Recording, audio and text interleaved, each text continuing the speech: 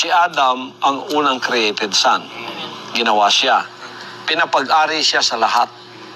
Sonship and kingship nasa kanya. He was given dominion. Pero si Satanas ng tatay niya. So in other words, si Satanas ang may-ari ng sanlibutan.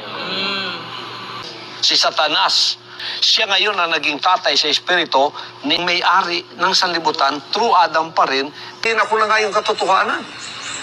Ako ang daan at ang buhay. Amen. Pag di kayo dumaan sa akin, hindi kayo pupunta sa kalan ng impyerno. I am the way.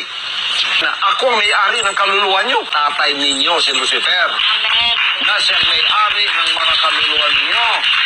Kaya, pumunta kayo sa akin, sumuko, sumurrender, at magsisi na kayo, at iwan ang serpensinyo, at sundin ninyo ang lahat ng sinasabi ko sa pamamagitan ng mga salita ng aking Ama. Igagatong